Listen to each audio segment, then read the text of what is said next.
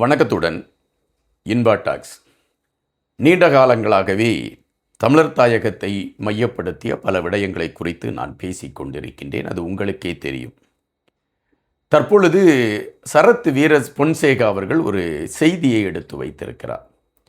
அந்த செய்தி என்னவென்றால், தேசிய தலைவருடைய உடல் எங்கு, அது என்ன செய்யப்பட்டது, எங்கு அது புதைக்கப்பட்டது போன்ற அனைத்து ரகசியங்களும் எனக்கு தெரியும். அந்த ரகசியத்தை நான் உடைக்கப் போகிறேன் என்று சரத் பொன்சேகா அவர்கள் ஒரு கருத்தை வைத்திருக்கிறார். இது இன்று ஒரு பரபரப்பான ஒரு செய்தியை நோக்கி நகர்ந்திருக்கிறது. சரத் பொன்சேகா குறிப்பிடுவது சரியான ஒரு விடயமா, அல்லது திட்டமிட்டு ஒரு பொய்யை அவர்கள் திரும்ப திரும்ப சொல்கிறார்களா என்கின்ற பெரும் கேள்விகள் இருக்கின்றன. இந்த கேள்விகள் எதனை நோக்கி நகர்த்தப்படுகிறது என்கின்ற ஒரு வினா எல்லாருடைய மனதிலும் எழும்புகிறது. அந்த வினாவுக்கான விடையை தேடி நாம் பயணிக்க வேண்டியது. எனவே இந்த காணொளி அப்படி ஒரு தேடல் தான். அதாவது சமீப காலங்களாக, அதாவது ஒரு 2 வருடங்களாக தேசிய தலைவரை மையப்படுத்திய செய்திகள் ஒரு வலுவடைந்து கொண்டே வந்தன.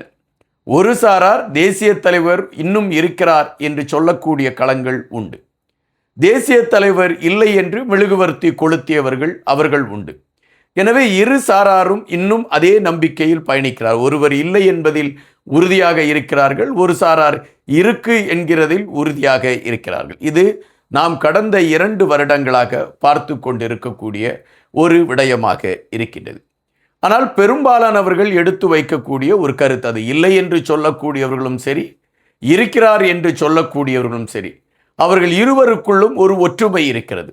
அது என்ன ஒற்றுமை என்றால், காட்டிய உடல் தேசிய தலைவருடைய உடல் இல்லை என்பதை மிக அழுத்தமாக பலர் பதிவு செய்கிறார்கள்.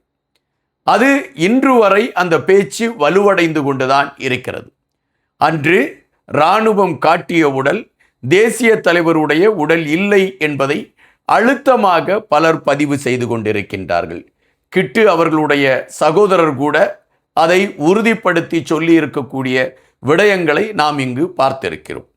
எனவே இது ஒரு பெரும் கேள்வியாக இருந்து கொண்டிருக்கக்கூடிய நிலைமை நாம் அனைவருக்குமே தெரிந்த ஒரு செய்தி.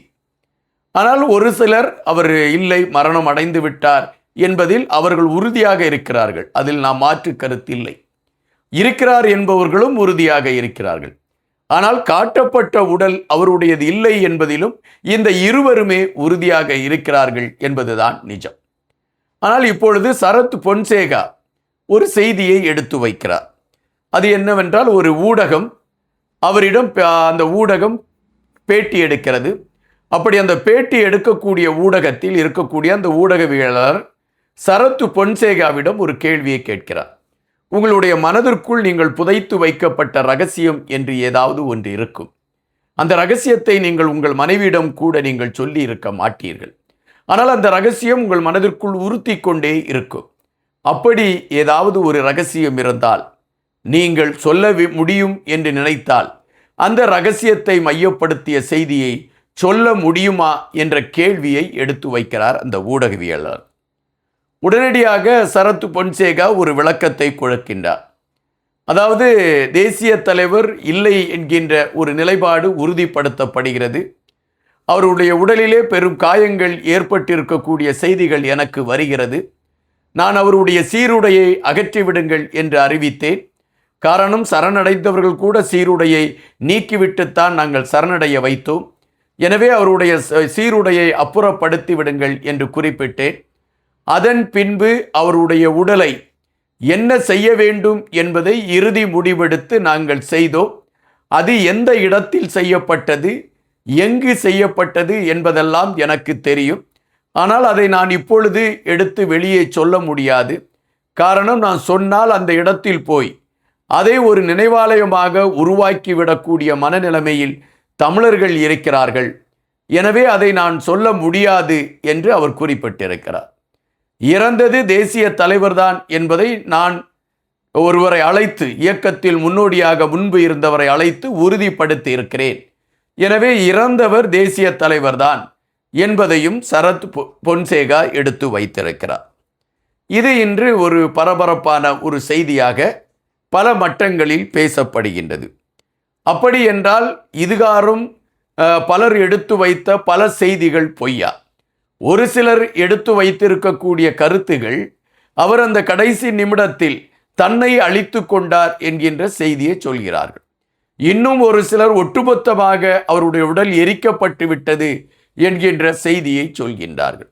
ஆனால் சரத்து பொன்சேகா சொல்லக்கூடிய செய்தி வேறு விதமாக இருக்கின்றது. அதுபோல குருவி தலைவருடைய மனைவி, அவர்கள் குடும்பத்தை சார்ந்தவர்கள் கூட அழிக்கப்பட்டதாகவும் அவர்களுடைய உடல் கூட அடையாளப்படுத்தப்பட்டதாகவும் அவர் அந்த செய்தியை எடுத்து வைக்கிறார். ஒவ்வொரு காலகட்டங்களிலும் சரத் பொன்சேகா இதுபோன்ற பல செய்திகளை அவர் எடுத்து வைப்பார்.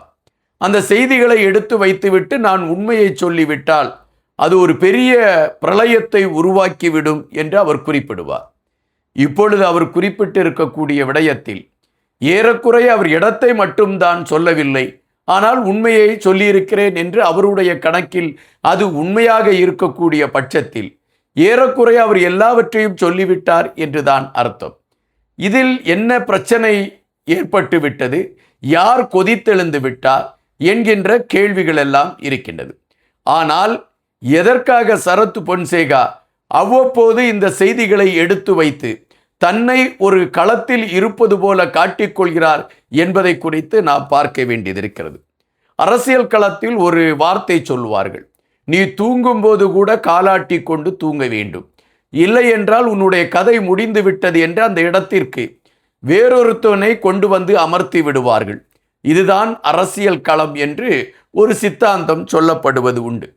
சரத் பொன்சேகா இலங்கை அரசியல் களத்தில் இருக்கிறாரா இல்லையா என்பது பெரும் கேள்வியாக இருக்கிறது. ஆனால் திடீரென்று இதுபோன்ற ஒரு செய்தியை அவர் எடுத்து வைப்பார். அப்படி என்றால் அவர் காலை ஆட்டிக்கொள்கிறார் என்று நாம் நினைத்து கொள்ள வேண்டும். திடீரென்று ஒரு செய்தியை எடுத்து வைப்பார். அதுவும் ஒன்றில் தமிழர்கள் சார்ந்த செய்தியாக இருக்கும், அல்லது இயக்கம் சார்ந்த செய்தியாக இருக்கும், அல்லது தேசிய தலைவர் சார்ந்த செய்தியாக இருக்கும். அந்த செய்தியை எடுத்து வைப்பார். அதிலே ஒரு ரகசியம் புனைந்திருக்கிறது என்று சொல்லுவார். அந்த ரகசியத்தை நான் வெளியே சொல்ல முடியாது, ஒரு பிரளயம் ஏற்பட்டுவிடும் என்று சொல்லுவார். உடனடியாக ஊடகங்கள் அதை ஒரு பிரதானமான களத்தில் எடுத்து பேசும். உடனடியாக மீண்டும் அமைதியாக அவர் எங்கிருக்கிறார், என்ன செய்கிறார் என்கின்ற விடயம் தெரியாது. சரத் பொன்சேகா இருக்கிறாரா இல்லையா என்ற கேள்வி எழும்பும். அப்படி அந்த கேள்வி எழும்புகின்ற பொழுது மீண்டும் இதுபோன்ற ஒரு செய்தியை எடுத்து வைப்பார். அந்த செய்தியை எடுத்து வைத்து மீண்டும் காலாட்டி கொள்வார். இது தொடர்ச்சியாக அவர் செய்து கொண்டிருக்கக்கூடிய ஒரு விடயம். இந்த செய்தியிலும் ஏறக்குறைய அப்படித்தான் சரத் பொன்சேகா காலாட்டி கொண்டிருக்கிறார் என்பதாகத்தான் நம்மால் கணிக்க முடிகின்றது. இலங்கையில் இருக்கக்கூடிய முக்கியமான அந்த களத்தில் நின்றவர்கள், அதாவது அந்த களம் உருவாவதற்கான ஒரு சூழலை உருவாக்கியவர்கள் கூட இந்த விடயங்களை குறித்து இப்பொழுது எந்த செய்தியும் சொல்வதில்லை. ஆனால் சரத் பொன்சேகா அவ்வப்போது தன்னுடைய இந்த செய்திகளை சொல்லி தானும் அரசியல் இருப்பதாக நிரூபிக்க முயற்சிக்கிறார் என்றுதான் நான் நம்ப வேண்டியதாக இருக்கின்றது. காத்திருப்போம். இன்னும் பல செய்திகளோடு உங்களை சந்திக்கின்றேன். நன்றியுடன் இன்பா.